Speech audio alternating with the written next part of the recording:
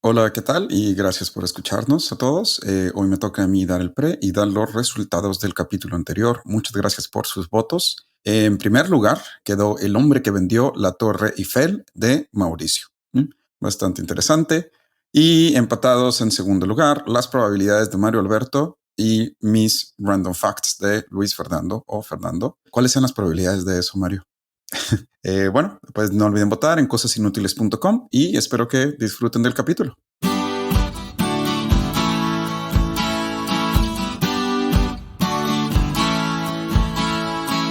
Cosas inútiles que tienes que saber. Donde te enseñamos cosas que no te van a servir de nada, pero siempre es bueno saber.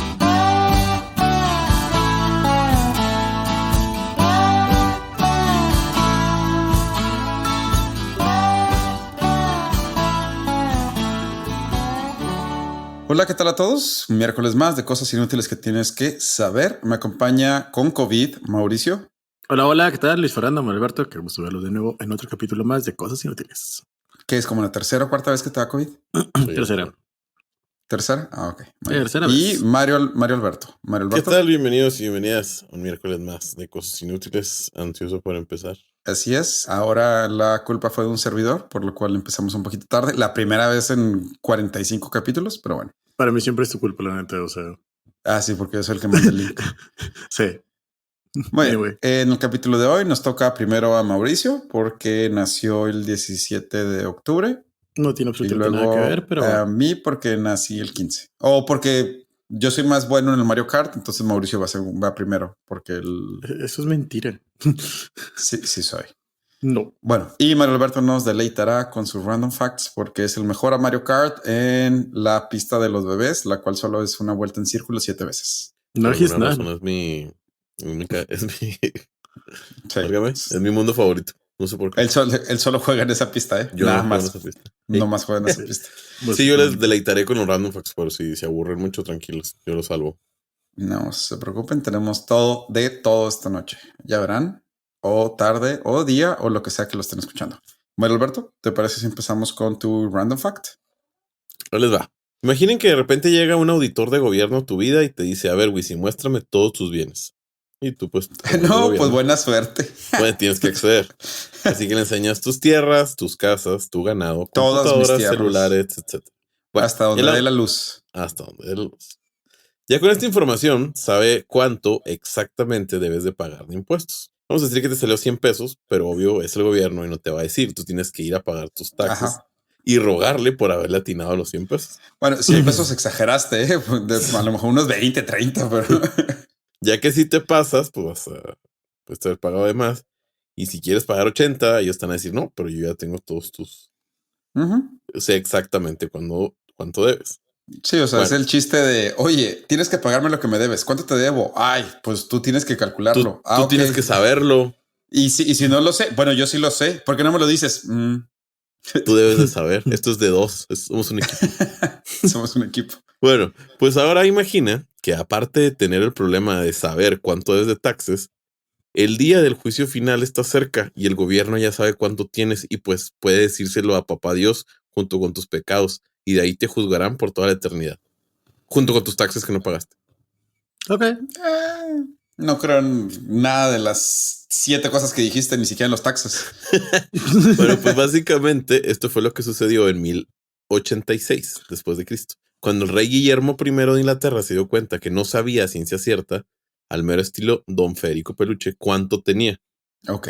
Oye, no me acordaba si Federico Peluche era Don Federico. Entonces googleé Don Federico y fue el segundo Terrazos. Don Federico que me salió. Sí, el mismo fue Terrazas y yo, me equivoqué, millonario, espere. Es otro. Me acuerdo mucho una vez. Bueno, no te creas, no voy a platicar esa historia. Pero tiene que ver con Don Federico Terrazas y su grandeza. Bueno, el detalle es que obvio, por ser el medievo, la raza andaba pues algo paniqueada por eso lo del juicio final. Así que pues ellos ya creían que ya venía pues sí, obviamente. El juicio final. Spoiler alert, ya casi van 1000 años y pues no, todavía no estrenamos Jesús 2, el retorno del rey o... La venganza del Jedi. Jesús 2, el imperio contraataca. El regreso del Jedi, nada de eso. No, todavía no. El caballero de la noche asciende. Bueno, ustedes saben. La bronca era que con este censo no solo el rey Guillermo I sabía cuánto podía cobrar de impuestos, sino que la iglesia ya sabía los bienes de cada persona y pues digamos que él no había mucho de eso de la protección de datos personales, por lo que la iglesia y Diosito también ¿No? estaban listos para cobrarte en el juicio final. Pero, ¿aceptaron las cookies o no? Sí. Sí. Ah, bueno, pues se las aceptaron, es su culpa. Como era de esperarse, este censo no fue nada bien visto por las personas de esta época. Tanto fue esto que el nombre del libro de los registros se le conoce como Domesday Oh. Book.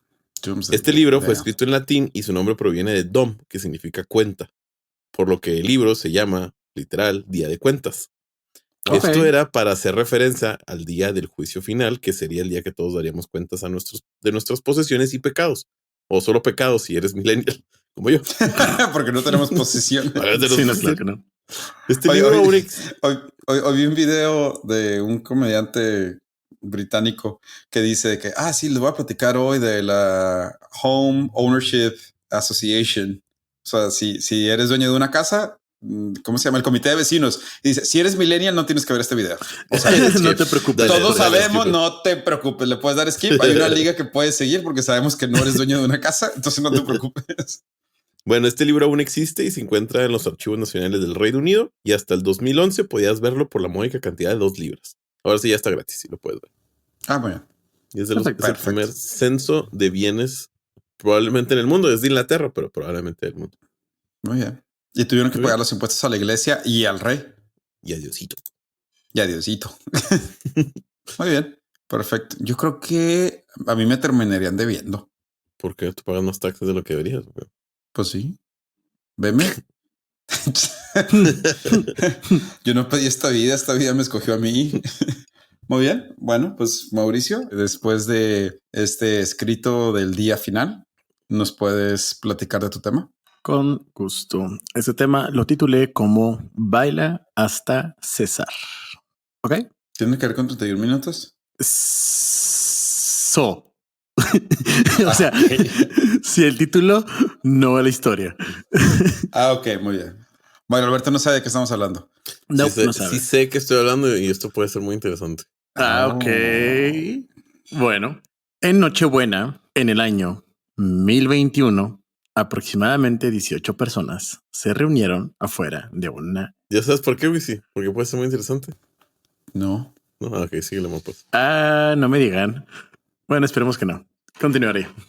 Ok. Aproximadamente 18 personas se reunieron afuera de una iglesia de la ciudad de Kolpik. Y como mi hermano, cuando le dijeron que no estaba embarazada en preparatoria, tú sabes quién eres, se pusieron a bailar sin control durante toda la noche. Ok. Tu hermana dijiste. Dije mi hermano. Tienes 2 y uno no soy yo. Bueno, Entendí que ha dicho hermana y yo, güey, no tienes hermana. no, dije mi hermano como cuando le dijo ella que no estaba embarazada en preparatoria. Ok. Vámonos, dale. Bueno, el sacerdote, incapaz de celebrar su misa debido al ruido proveniente de fuera, les ordenó que se detuvieron. Ignorándolo, se tomaron de las manos y bailaron una danza pecaminosa, aplaudiendo, saltando y cantando al unísono.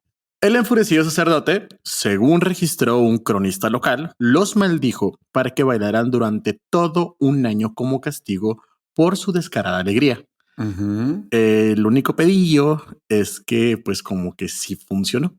No fue, según relató el cronista, hasta la Navidad siguiente que los bailarines pudieron recuperar por completo el control de sus extremidades. What? Exhaustos y arrepentidos, cayeron en un profundo sueño, aunque algunos de ellos nunca despertaron. Ok. Aunque gran parte de este relato del cronista medieval es claramente material de leyenda y totalmente falso, no se debe descartar como pura invención. Muchas fuentes indican que este oscuro cronista pudo haber adornado un evento real. Ok. El incidente de Koblik es uno de los primeros casos históricos conocidos de las llamadas plagas de baile. No se vale. Yo hablé primero de eso cuando estábamos hablando de Estrasburgo. Ajá. Sí, claro. O sea, que estaban bailando durante un año sin parar. Sí, lo que dicen es que es un cronista el que dice esto, que pues no es real, Pero lo que dice mi historia básicamente es las plagas de baile es algo que sí se tienen bastantes antecedentes. Ok. Crónicas posteriores hablan de un brote de baile imparable y a veces fatal en la ciudad de Alemania de Erfurt de 1247. Ok. Poco después, se dice que 200 personas bailaron de manera descontrolada en un puente sobre el río Mosela en Maastricht hasta que colapsó, ahogándolos a todos. ¿El puente o la gente? El puente se destroza, todos caen del puente y se ahogan. Wow. Del mismo modo, docenas de autores medievales cuentan la terrible compulsión por bailar que en 1374 se extendió por el oeste de Alemania, los Países Bajos y el noreste de Francia.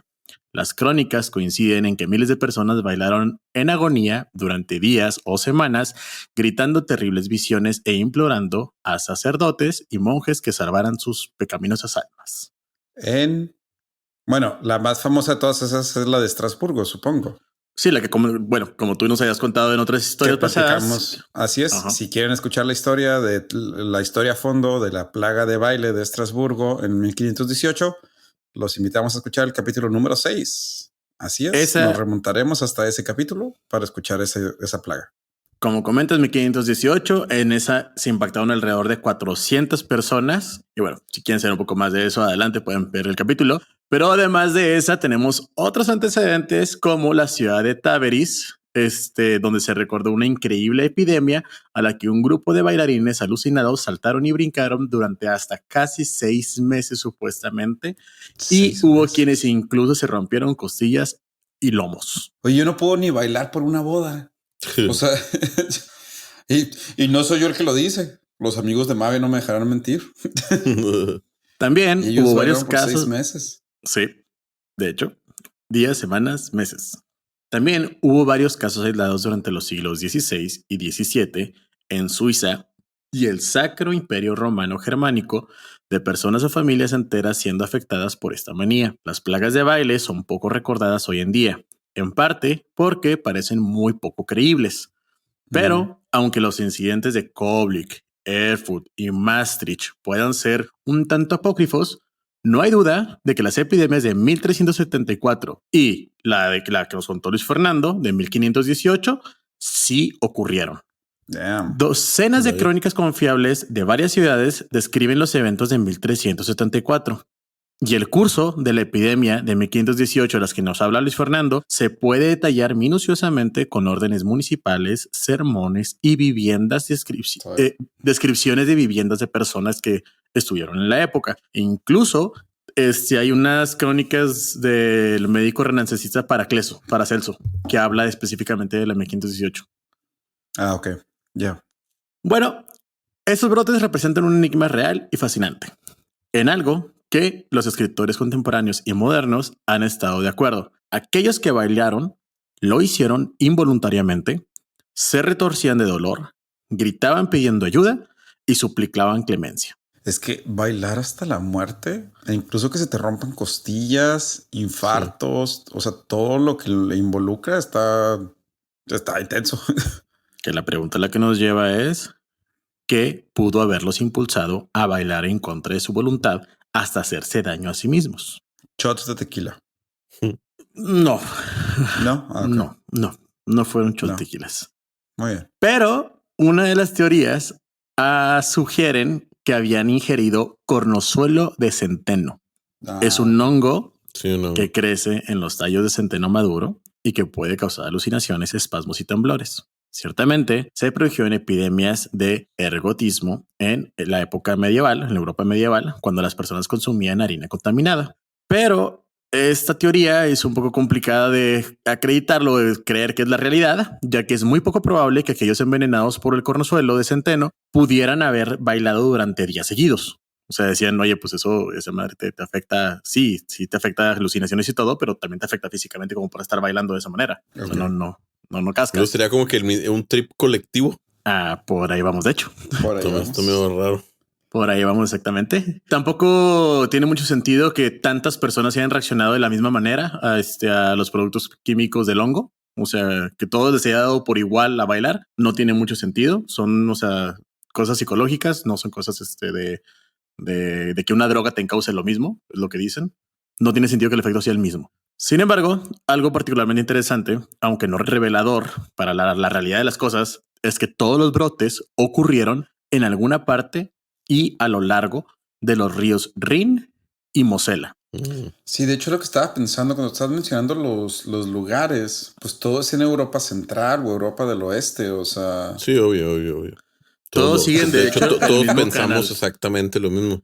Ah, ok. Muy bien. De hecho, dije, qué bueno. Entre más mencionadas y yo, es el mismo río, güey. No sé si va por el río, Va por el río, sí. Bueno, fuera el sarcasmo de mis hermanos, es correcto. El mío sí no fue sarcasmo. Tú debería, por favor. Por favor, di que fue. Por favor, que sea sarcasmo. Todos ocurren a lo largo de los ríos Rin y Mosela. Lo que sí sabemos es que las víctimas de las epidemias de baile experimentaban estados alterados de conciencia. Esto evidencia en sus extremos niveles de resistencia.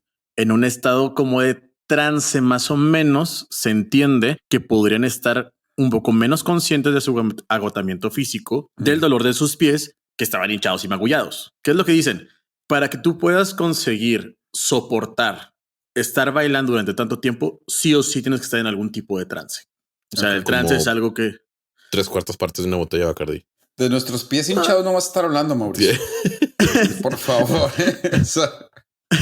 Lo que comentan es, una peda te puede durar una noche quizá. O... Sí, al día siguiente tienes razón. Sí. Una semana si eres como mis amigos. O un trip...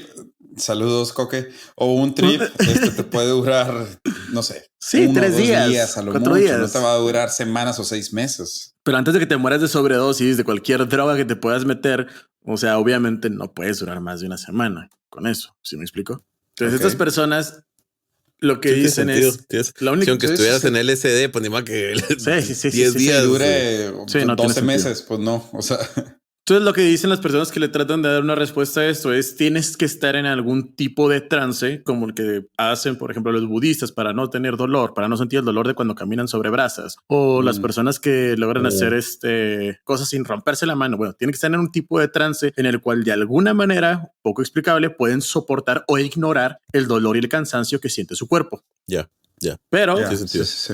Las personas dicen, ok, pero vamos a reforzar esta idea y vamos a explicar, pues, como por qué razón podría ser de esta manera, ¿no? ¿Qué es lo que dicen? Los testigos presenciales en 1374 también describieron a los afectados como salvajes, frenéticos y parecía que estaban viendo visiones todos. Los bailarines... Tus amigos no vas a estar hablando, O sea, control. Un saludo a mis compitas. Los bailarines gritaban los nombres de diablos, tenían extrañas aversiones a los zapatos puntiagudos y al color rojo. Y decían que se estaban ahogando en un mar rojo de sangre. O sea, Matehuala no pueden ir ni de broma. No, se ondean. Incluso hay un dibujo de 1564 de Peter Bruegel, el viejo. No me pregunten quién es, la verdad, no sé. Que muestra a un grupo de mujeres bailando sin control, todas ellas con expresiones lejanas, distraídas y separadas de la realidad. Características propias de aquellos que se encuentran profundamente entrados en un trance. O sea, que se ven como idos, supuestamente. Sí. Entiendo el temor al color rojo, pero los zapatos puntiagudos. Matehuala. Tampoco entendí bien, pero creo que es una creencia como que religiosa, esotérica de Europa. Algo por el estilo. Ya. Sí, es algo por ahí. Niveles elevados de angustia psicológica aumentan significativamente la probabilidad de que una persona sucumba a un estado de trance involuntario. ¿Ok? Por lo tanto, es poco probable que sea una coincidencia que la epidemia de baile de 1374 se haya propagado en las áreas más afectadas por la devastadora inundación del siglo XIV. Las personas... Sí, claro, la que todos conocemos. Que tenemos que recordar, imagino. Claro, la del siglo XIV, Mario. ¿No te acuerdas? Inundación, angustia. Pasó justo antes de la helada del siglo XV y después de la hambruna del XIII. O sea, bueno, hubo una devastadora inundación en el siglo XIV que fue lo que pudo haber causado ese claro nivel de angustia de todas las personas que estaban ahí, ¿de acuerdo? Básicamente, las personas vivían en una angustia elevada. Sí. Elevada. Las personas, sí. Qué mal chiste, güey. Con ustedes, Alberto practicando para hacer chistes de papá. Sí, güey. Las personas de Estrasburgo y sus alrededores también experimentaban una angustia aguda en 1518. Después de una sucesión de cosechas desastrosas, los precios más altos del grano que se habían visto en generaciones, la aparición de la sífilis y la recurrencia de antiguos flagelos como la lepra y la peste. Incluso no para no eran buenos tiempos. Que de hecho, incluso para los estándares segovianos de la Edad Media, estos sí fueron años demasiado difíciles para la gente. Era malo y en tercera división. O sea, sí. Era como cuando yo digo que alguien es raro. O sea, sí. O sea, bueno, entonces todos estos hechos que están por esta misma zona, que eran las condiciones adecuadas para que haya una reacción psicológica extrema, pero no explica por qué se reinterpreta en sí, vamos a ponernos a bailar a lo pendejo. ¿Sí me explico? Ajá, o sea, sí, todo está en condiciones, todos estamos tensos, todos estamos en problemas y todos queremos sacarlo. Vamos a ponernos a bailar todos, pues no tiene sentido. No tiene nada. Pudieron haber llorado, pudieron haber gritado, se pudieron haber amotinado, se pudieron haber peleado, se pudieron haber pelado a otro lado y se pegó. Ok. Sí. Pero aquí es donde los estudios de campo antropológico resultan bastante interesantes. Relatos de ritos de posesión desde el Ártico hasta los Andes, hasta Kalahari y Caribe, muestran que las personas son más propensas a entrar en un estado de trance si esperan que suceda. Y que los participantes en trance se comportan de una manera muy ritualística con sus pensamientos y movimientos moldeados por las creencias espirituales que hay en su cultura. Okay. Por ejemplo, las mediums femeninas de Madagascar adoptan las personalidades distintas de los espíritus que se cree que las habitan. De manera similar, los participantes de rituales vudú adoptan los roles de deidades específicas extraídas de un panteón de dioses con personalidades variables. Eso es como decir las personas que supuestamente entran, que son hipnotizadas. Lo que dicen algunos es que realmente no es no te están hipnotizando, realmente te están encauzando al estado de trance en el cual te pueden simular un hipnotismo, pero porque tú lo dejas.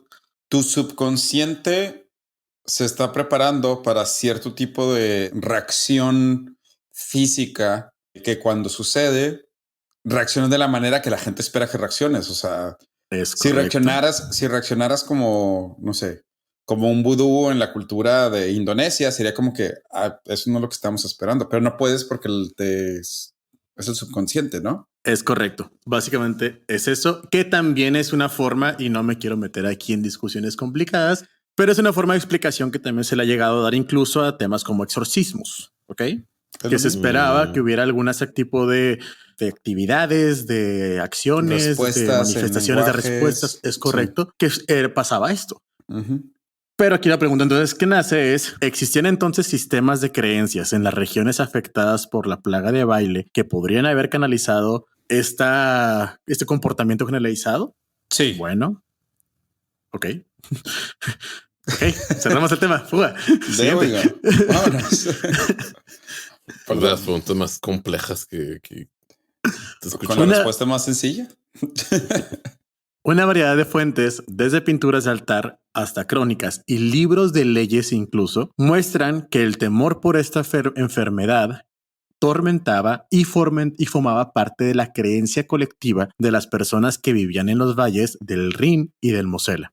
Aquellos que vivían cerca de estos poderosos ríos comerciales compartían un profundo temor a los espíritus iracundos capaces de infligir una maldición de baile. Y es solo en esta región, cerca del borde occidental del Sacro Imperio Romano Germánico, donde se confirmaron las epidemias de baile.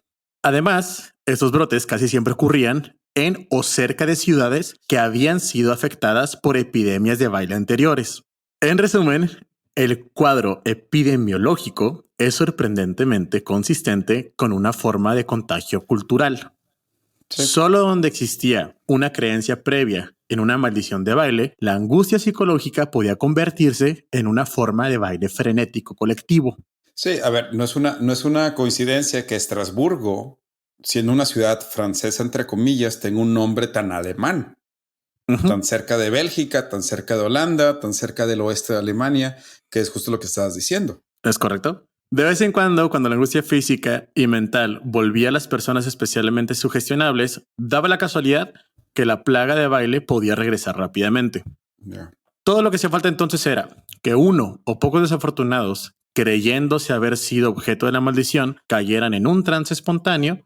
Luego actuarían inconscientemente el papel del maldito, bailando, saltando y brincando durante días sin cesar, contagiando a los demás. Muy bien. El trayecto de estas epidemias también sugiere que estaban impulsados por el miedo eclesiástico. De los brotes de 1374, 1463 y 1518, sabemos que se creía que el baile era tanto la aflicción como la cura para su redención. Hay relatos de personas que incluso recuperaban temporalmente el juicio, pero deliberadamente volvían a bailar con la expectativa de que se les olvidara de repente, volvieran a entrar en trance y se les levantara la maldición, porque ellos se detenían y era como que no, siguen bailando, tengo que seguir bailando. ¿Me explicó? Sí. La desaparición de estas epidemias coincide bastante con el declive del supernaturalismo irracional, que son estas creencias irracionales de todo lo divino, de todo lo sobrenatural, etcétera, que es lo que también lo había mantenido y lo que lo había sostenido hasta finales del siglo XVII. El término danza de San Vito se utilizaba para describir una condición médica completamente diferente, pero estos eventos bizarros merecen ser recordados, ya que nos brindan una muy buena lección sobre el poder de nuestras creencias y expectativas para dar forma a la expresión de la angustia psicológica. Dicho en unas palabras más bonitas y mucho más comprensibles para marcar a Alberto, que no entendió ni madre. Yo entendí todo. Ay, güey. Excepto lo del río y lo de Estrasburgo. Lo del baile, lo de la epidemia. No, nomás lo del río y lo de Estrasburgo. Todo lo demás, vamos, ahí la llevo. En otras palabras, en una era dominada por explicaciones científicas, las plagas de baile nos recuerdan que los síntomas de las enfermedades mentales no son fijos e inmutables. O sea, no son fijos, no son son de esta manera y todo tiene una solución. Sino que estas pueden ser modificadas por los cambios de nuestro entorno cultural, de nuestras propias creencias y de nuestros propios miedos. Al mismo tiempo, el fenómeno de la manía del baile, en toda su perversidad, revela hasta qué extremos pueden llevarnos el miedo y nuestro superanismo irracional en nuestras creencias. Sí, por ejemplo, los avistamientos de ovnis son muy comunes de finales del siglo XX. O sea... Porque antes no existía la idea de que los ovnis, la concepción del ovni. Y cuando se empiezan a volver famosos, pues la gente los empieza a ver, ¿no? Entonces ya una luz que ves en el espacio o lo que sea, lo consideras un ovni. Todo tiene que ver con el contexto cultural en el que estás. Y en ese entonces, lo relativo a los ovnis, entre comillas, o al pie grande o lo que sea, era la epidemia del baile. Porque si ya pasó en algún lugar, pues... Y esto es básicamente el efecto de la epidemia del baile. Tus sentidos, tu cabeza es tan fuerte, es tan plena que te puede hacer ver, sentir o hacer cosas que realmente no deberías. ¿Sí? No, y además de eso, el contexto cultural en el que vives, porque todo tiene que ver con el contexto cultural en el que crees. Por ejemplo, las brujas de Salem, que también fue una epidemia. Y ahorita va a estar raro que alguien diga, es que yo vi una bruja. Ajá, pero en ese entonces era como que lo esperado. Sí. Una mujer actuaba de una forma diferente a lo que esperabas. Y es el fenómeno del que les quise hablar el día de hoy. Muy bien, perfecto. ¿Les parece? Por un momento creí que nos ibas a hablar del mismo tema que habló Wisi Estrasburgo. Por eso te decía que iba a ser muy interesante. Yo también iba a ser muy interesante esto. No. Qué bueno que cambió. Sí, qué bueno que dime que Mauricio no ha estudiado el podcast sin decirme que Mauricio no ha estudiado el podcast. Obviamente sí lo sabía, por eso leo otra cosa. Sí, claro. Lo peor es que Mauricio sí estuvo en todos los capítulos que grabamos en los que él no habla, ¿eh? No, o sea, según yo nada más hay 2 capítulos en los que no estuve y creo que nada más hay uno que no he escuchado y casi creo que es ese. Mire, se nota. Bueno, perfecto. Vamos a una pausa y regresamos con el Random Fact de Mario Alberto y no le cambien porque vamos con mi historia.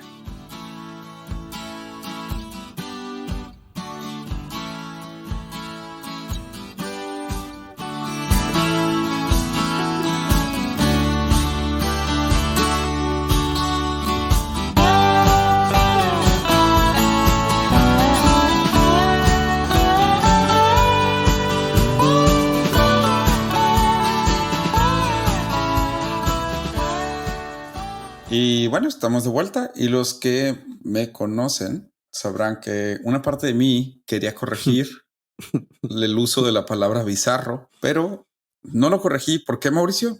Porque la RAE ya acepta bizarro como algo raro o fuera de lo común.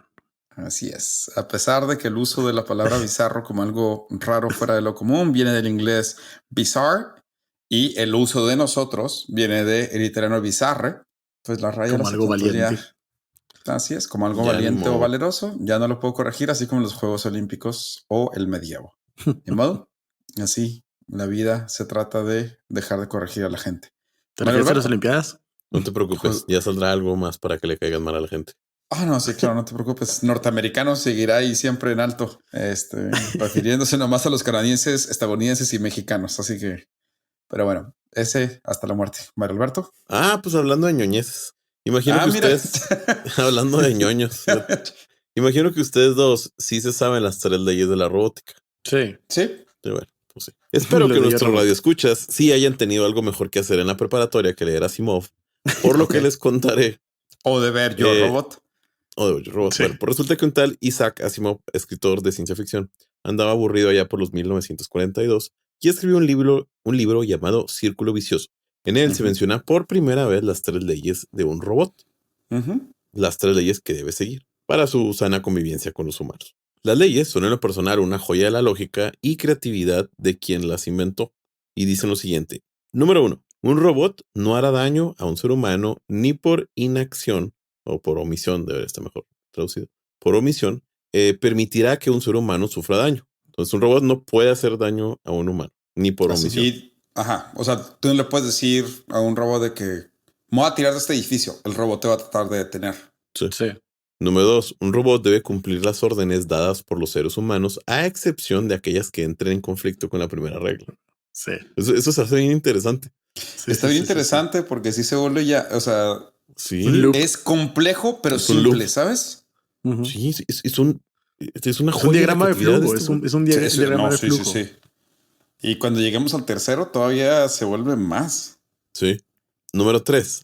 Un robot debe proteger su propia existencia en la medida en que esta protección no entre en conflicto con la primera y la segunda regla. O sea, si no le puedes decir a un robot, pégame. Ajá. Si O pégame si no te mato. O te destruyo. ¿No? Sí, ¿no? También. De hecho, para los que vieron la película de Yo Robot, todo se basa en que Will Smith le da una orden al robot que va en contra de la segunda regla, porque le dice salva a la niña y en probabilidad, que Mario Alberto nos platicó el capítulo anterior, Will Smith tenía más posibilidades de sobrevivir que la niña, entonces el robot no iba a permitir que Will Smith muriera porque sabía que había más posibilidades de que la niña muriera, a pesar de que Will Smith le dice salva a la niña. Sí. Esa es una orden Sí. que va en contra de la primera regla. Entonces, Sí. y lo peor es que y aunque el robot se estuviera, pues no decir ahogando, pero oxidando en el Oxidando, agua, sí. en el agua, no puede ir en contra de las otras 2 reglas. Entonces debe buscar su supervivencia, pero tiene que obedecer la segunda. Y hace poquito estaba leyendo un libro en el cual incluso los programadores de inteligencia artificial y todo eso ahorita siguen estas reglas. O sea, un escritor, digo, es un gran escritor, Isaac Asimov. Yo me acuerdo cuando le dije a mi papá una vez de que es que yo quiero llegar a ser como Isaac Asimov. Es la única vez que mi papá sí me ha dicho, ¿Qué te parece eso de programador? Sí, porque eso sí está un poquito muy alto, porque no le bajas su... Pero con esas 3 reglas que Isaac Asimov hizo, son 3 reglas que los programadores de inteligencia artificial siguen hoy en día. Y él las escribió nomás para un cuento. Sí, está muy intenso. Sí. Pero bueno. sí estaba fuera de serie, Isaac Asimov. Sí. Bueno, pues hasta aquí todo felicidad y gloria. Sin embargo, la realidad es otra, ya que en 1979 se registró la primera muerte de una persona a causa de un robot. Sí. ¿En serio? Así es. Al mero estilo Robocop, una máquina de Ford Motor Company fue la culpable de que Robert Williams, de 25 años de edad, perdiera la vida. El accidente se registró mientras William hacía el trabajo del robot, ya que este tenía ya rato sin poder hacerlo de manera adecuada. De repente, el brazo robótico comenzó a realizar el movimiento de tomar piezas de acero fundidas, pero golpeándolo en la cabeza de Robert, quien murió de manera instantánea. Wow. La familia demandó a la compañía que fabricó el robot, que se llama Litton Industry, y ganó la nada despreciable cantidad de $10 millones de 1979, los cuales serían alrededor de $44 millones de hoy. Ouch. Robert pasaría a la historia y a los récord Guinness como el primer humano en ser asesinado por un robot. Ok. Sí, Muy pues, bien. obviamente fue por omisión. Estaba. Sí, claro. sí. Sí, o sea, muy bien. Sí. Eh, Ese es mi pues, segundo descansa. round fact del día de hoy. La primera persona matada por un robot. Así es. Perfecto. Ok. De hecho, eso se conecta con mi historia. No es cierto. De hecho, no hay forma de que conecte eso con mi historia. Bueno, hay una. Poquito. No, no es cierto. No te voy a preguntar. No, Sí, no. ni lo voy a Realmente ni yo. decir. Realmente ni Ni yo. lo voy a decir. Qué bueno. Ok, bueno, mi historia del día de hoy se trata, algunos de ustedes sabrán que soy un gran apasionado de los dinosaurios, ¿no? Desafortunadamente sí lo recuerdo. Tan así que fui parte del primer grupo de guías de turistas del Museo del Desierto Chihuahuense en Delicias, el segundo museo de historia natural más grande del norte del país de México. Hace poco, de hecho, le conté eso a mi actual pareja. Así es. Si todavía Me la quieren complican ir mucho ustedes. en Delicias, yo puedo darles todo un tour porque tomé todos los cursos de guía de turismo. Bueno, obviamente el primero es el Museo del Desierto en Saltillo, el museo que todos conocemos. ¿Por qué El le metes museo- la palabra obviamente, güey? Sí. Nadie Espero que va a su saber tema que sea de obviamente, museos, güey. güey. Neta, espero que su Es el tema museo sea más grande de museos, historia güey. natural del norte del país. Sí, se hablan de Saltillo. museos. ¿Te das cuenta? Ok, bueno, ok. Obviamente. Hoy les voy a contar de una de las épocas más interesantes de la historia de los dinosaurios, pero no tiene que ver con los dinosaurios mismos en sí, sino que tiene que ver con las personas que se encargaron de encontrar los fósiles de los dinosaurios. Ok. A menos que le Ok. metas a Steven Spielberg, no hay forma que se vaya a ser divertido. Casi, pero- casi. Salvo que Bruce casi. Willis aparezca en esta historia, No, man. casi. Hoy les platicaré la historia de la Guerra de los Huesos, o como también se le conoce en inglés, Great Dinosaur Rush. Así Ok. es. No solo hubo una fiebre del oro, también hubo una fiebre de fósiles de dinosaurios. Ok. Esta rivalidad, marcada por dos grandes figuras del mundo de la paleontología, Edward Drinker Cope de la Academy of Natural Sciences Philadelphia y Othniel Charles Marsh del Peabody Museum of Natural History de Yale, a los cuales les vamos a decir nada más Cope y Marsh. ¿Ok? Ya para que no... Va. Cope es de Filadelfia, Marsh es de Yale. Va. Eso es todo esos son los únicos nombres que se van a tener que aprender durante toda esta historia. Así es. Si usted pensaba que los juegos de fútbol americano, los borregos contra las águilas, se ponen interesantes, Yale y Filadelfia dicen, Se pone quítate que ahí interesante te voy. los borregos contra aztecas, pero ok. No, estamos como que localizando a Chihuahua. Ah, sí, claro. Perdón, mi error. ¿Sí? Okay. Esta historia tiene de todo. Espionaje, sabotaje, balaceras y traiciones. Todo Me interesan las balaceras. por ver quién tenía el equipo que encontraba más fósiles en el oeste. Un poco de contexto sobre la búsqueda de fósiles. Aunque los fósiles de dinosaurios y otros animales prehistóricos han estado con nosotros desde el inicio de la humanidad, de ahí vienen las leyendas de los dragones, de todos estos animales míticos, porque cuando se encontraban los fósiles de dinosaurios, pues no sabían qué eran. La verdad es que el estudio de los mismos no se formalizó hasta el siglo XIX, cuando se popularizó como una de las ciencias entre los excéntricos millonarios, la de la paleontología. Para después, o sea, ellos adquirían así como pinturas, adquirían estos fósiles y luego ya las donaban a museos. Ujú. En esta época, las universidades recibían miles de dólares para financiar viajes de investigación en la que un profesor y un grupo de estudiantes, al estilo de Indiana Jones, se embarcarían a lugares inhóspitos para encontrar fósiles. Lo que nos lleva a la época de 1877 y 1892, cuando nuestros amigos Cope de Filadelfia y Marsh de Yale se encontraban en busca de fósiles en la recién descubierta y bastante prolíficas capas óseas de Colorado, Nebraska y Wyoming. No espero que sepan dónde están más, o sea, Colorado tal vez, pero Nebraska y Wyoming no. Nebraska lo sé por juvenal, de hecho. Acabamos de hablar de Estrasburgo. ¿Tú crees que me va a preocupar por Nebraska y Wyoming. preocupar por Nebraska y Wyoming? Bueno, antes de este encuentro, ambos paleontólogos, Cope y Marsh, tenían una amistad profesional. De hecho, ambos habían nombrado especies que habían descubierto en honor del otro. Sí, o sea, a ver, Cope, de temperamento explosivo y con una mecha muy corta, era uno de los más respetados paleontólogos de Filadelfia. Marsh, por su parte, un hombre de métodos y reglas, así como Mario Alberto, con su personalidad meticulosa y aunque para algunos lenta, Esto le daba la seguridad de que todo estaba como él quería, lo cual le consiguió Te dijeron lento, Mavi. No hay problema. Lo cual le consiguió un lugar importante en el Museo de Yale. De hecho, Cope, el de Filadelfia, invitó a Marsh de Yale a uno de sus ranchos en New Jersey para ir de cacería de huesos. Y es aquí justo cuando empiezan las traiciones. Durante este viaje, ambos paleontólogos descubrirían un fósil de un hadrosaurio, los que son conocidos como picos de pato. ¿Sí saben cuáles, no? Okay, sí, Tienen sí, como un pico de pato y luego así como una cresta encima. Sí, Sí. ok.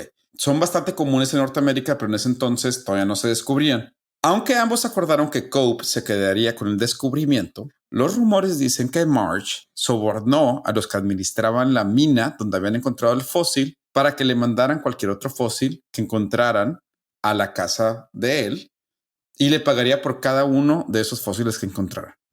O sea, Mavi traicionó a Chacorta. No me das cuenta. Mecha corta. Chacorta. Ok. Cuando Cope se enteró, empezaría una verdadera pelea de nerds. Y ahora sí, de verdad, ni siquiera ñoños a mi nivel, ñoños otro nivel. Marsh publicaría un artículo en el periódico burlándose de la descripción de un plesiosaurio hecha por Cope, diciendo que puso la cabeza donde debería de ir la cola.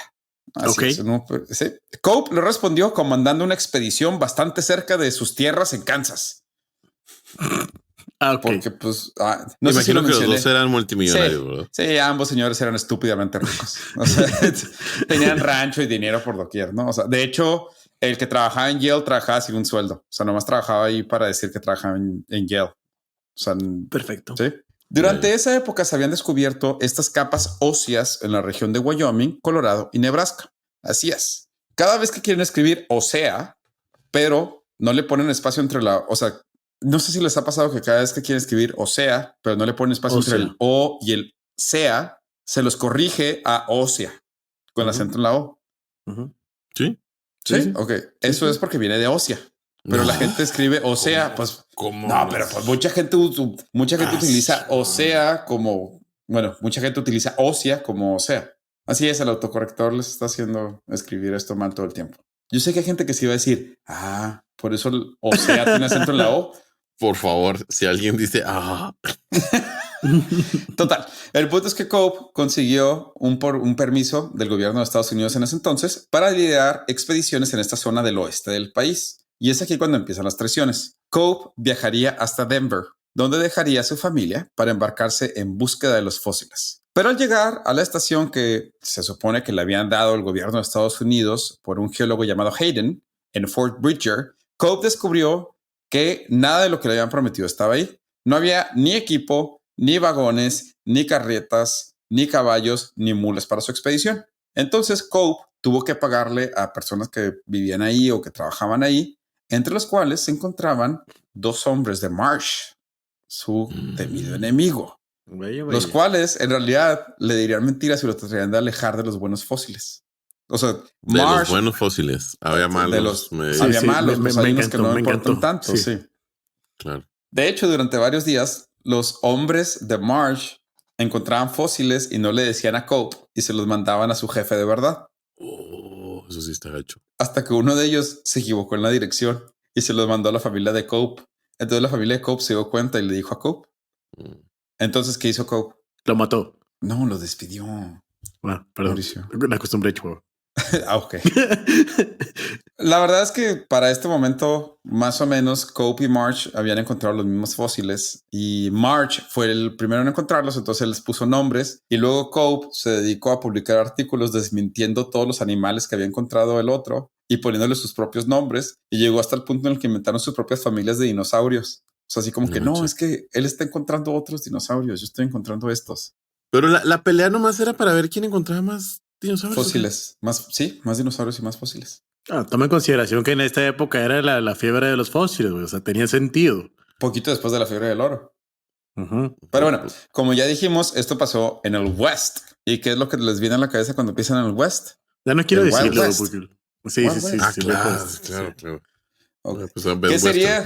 Rango. ¿Qué sería de una de estas historias sin violencia? La mayoría de las veces los aventureros tenían que viajar armados o con un equipo de soldados o mercenarios para que los defendieran porque estaban en territorio de los Lakotas. Y no era poco común ser atacado por los indígenas.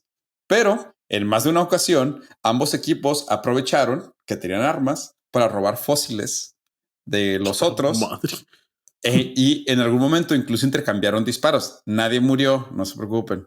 Pero de todos modos sí hubo disparos y sí hubo balaceras entre comillas entre ambos equipos para asustar o defender a los otros. O sea, Sí se agarraron a balazos por fósiles. No era más fácil un intercambio de huesos. fósiles. No. Esto Te era- paso mi fémur por tu móvil. No sé, lo tengo repetido. La tensión llegó hasta el punto en el que Marsh firmó un tratado con el jefe Nube Roja de los Lakotas para que los Lakotas le vendieran a Marsh cualquier descubrimiento de fósiles que encontraba en su tribu, y Marsh utilizaría su dinero para hacer lobbying para que trataran mejor a los Lakotas en esta parte del país en ese entonces a cambio de fósiles. Y además también se supone, dicen las malas lenguas, que les dio como que un extra para asustar a los hombres de Cope, cuando en realidad no querían hacer nada, pero nomás llegar y asustarlos para que se alejaran de lugares donde había fósiles. Ok. Por asustarlos, ¿te refieres a quitarles la cabellera? No, solo gritar, fingiendo que les van a quitar la cabellera. ¿Sí hacían eso, no? Sí, se hacían eso. Sí, bueno. Sí. Just for the record.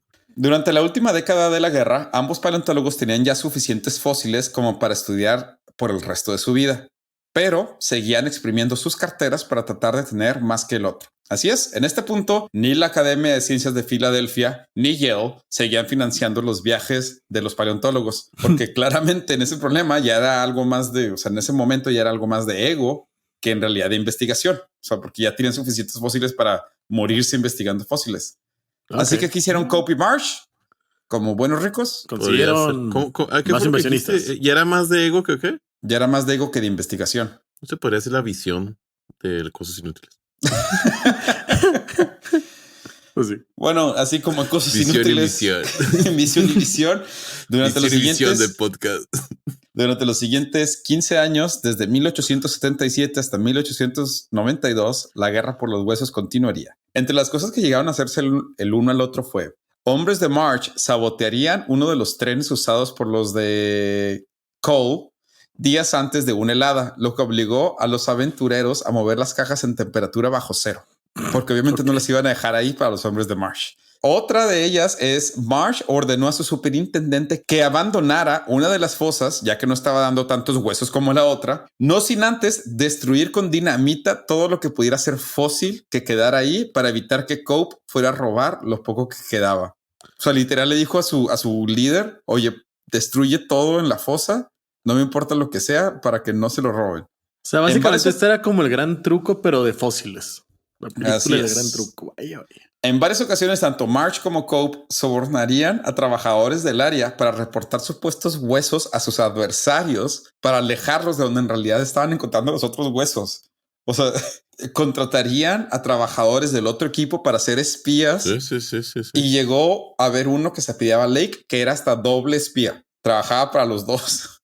Perfecto. Para 1880, Cope tenía tantos huesos que no cabían en su casa. Así que pues tuvo que utilizar una de sus otras casas para empezar a almacenar ahí también, ¿no? La guerra llegaría a su fin con ambos hombres casi en la ruina, con la muerte de Cope de una enfermedad larga y debilitante, ya que usaron todo su dinero para financiar las expediciones. Se dice que Cope tuvo que vender la mitad de su colección para financiar sus tratamientos. Marsh, por su parte, había tenido que vender todas sus propiedades e hipotecar la casa donde vivía, finalmente aceptando un sueldo de Yale para subsistir.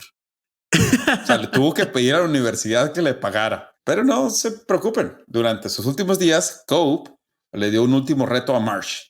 Cuando moriría, donaría su cabeza a la ciencia para que midieran su cerebro. Y luego, si Marsh lo aceptaba, que midieran el de él también. Y pues ya, esto sería el último reto final. A ver quién tiene el cerebro más grande.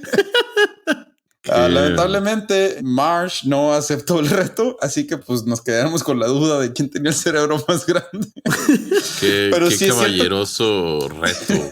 Vamos a ver quién tiene el cerebro más grande. Pero sí es cierto que Cope donó su cabeza y su cerebro Tengo a la muchos ciencia. chistes que no puedo decir al respecto. Sí, Yo también corregí muchas cosas.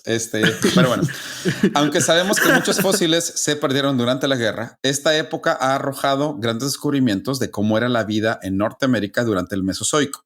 Entre los cientos de fósiles encontrados hay tanto de reptiles marinos, reptiles voladores, dinosaurios avianos y no avianos e incluso mamíferos de esa misma época. Estamos hablando de la época de los dinosaurios y se encontraron varios mamíferos norteamericanos de esa época que era algo muy raro de encontrar porque los huesos de los mamíferos eran muy pequeños. En números crudos, Marsh ganaría la guerra, ya que encontraría un total de 80 especies diferentes de dinosaurios. Cope solo encontraría 56. Pero esto es porque Marsh descartaba todos los fósiles que no fueran dinosaurios y Cope quería descubrir otros, incluso aunque no fueran dinosaurios. Para que se den una cuenta de la diferencia antes y después de esta guerra, antes de que empezara la guerra, solo existían 9 especies de dinosaurios norteamericanos. Ok. Marsh encontró 80 nuevos y Cope 56 en un transcurso de 25 años. Rayos.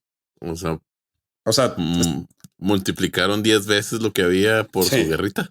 Entre los dinosaurios descubiertos en esta época dorada están algunos de los más famosos, como el Triceratops, el que tiene 3 cuernos, el Alosaurio, el cual algunos de ustedes tal vez recordarán por la película de dinosaurios, el Diplodocus y mi favorito, el Estegosaurio, el que tiene placas y una cola de espinas. ¿Cuál es el tercero, el Diplodocus? Es el que tiene un martillo en la cola, ¿no? No, es el que le gusta más. No.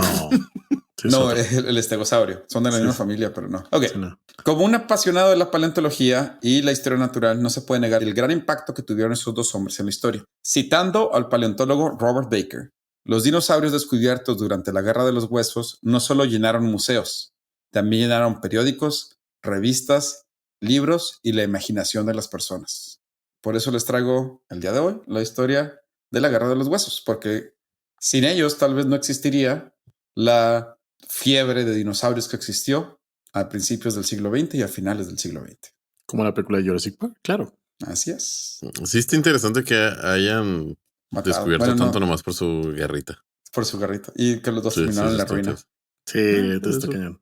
Es como la guerra de la electricidad. De las corrientes. La guerra de las corrientes. Sí, que nomás por el ego de dos personas. Pero es que si ves las fotos, tienen armas en sus fotos con fósiles. Porque los defendían literal con armas, porque se los podían robar a balazos. Wow. Wild West, al final de cuentas. Wild West. Sí, o sea, ¿les parece si vamos a nuestra última pausa y regresamos con un random fact de Mario Alberto? Vamos.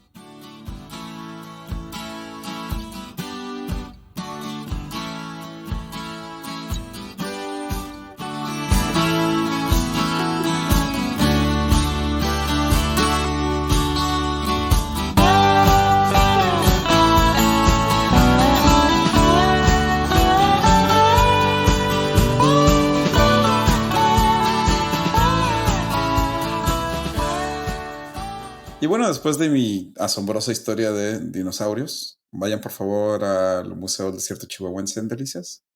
Alberto, ¿nos quieres compartir tu último random fact? Es va. ¿Alguna vez se han preguntado por qué decimos que alguien es de izquierda o de derecha? Políticamente hablando. No zurdo o diestro. O como diría Christian Bazán, uy, si fue una pregunta de un sí o no. Cuando me pregunto si era zurdo. Pues resulta que en agosto de 1789, en la asamblea en la que se decidiría hasta dónde tendría poder el rey Luis XVI de Francia, en esta reunión se votaría por primera vez uno de los cambios más radicales de la época moderna. Fue tanta la discusión y el ánimo de los participantes que terminaron literal en dos bandos. Por un lado, de la sala, a la derecha, se sentaron los fieles a la corona, los más conservadores. Por otro lado, a la izquierda del salón se sentaron los liberales, es decir, los que estaban en contra de que siguiera teniendo tanto poder el rey. Esta manera tan simple de dividirlas a los congresistas se hizo muy popular, ya que mostraba los dos lados de las ideas. Y pues era eso, es algo muy simple, por lo que el término de izquierda o de derecha se sigue usando hasta el día de hoy. Obviamente ya no quiere decir liberal y conservador, ya incluso izquierdista lo usaron mucho tiempo para alguien de la gama comunista. Pero la idea de izquierda o derecha sigue estando mucho en la política desde 1789. ¿Vale? ¿Veis? ¿Tiene sentido? Sí, porque incluso creo que en los Estados Unidos también es así, ¿no? O sea, de republicanos o demócratas hay izquierda y derecha. Sí, creo que entre comillas, pero sí. Pues sí, ese es mi último random fact de hoy. Perfecto. Bueno, Antes de despedirnos, ¿algo que quieran decir? Nada, muchas gracias por escucharnos. Nos vemos el próximo miércoles. Me gusta lo siguiente, disfrútenlo. Muchas gracias, hasta luego.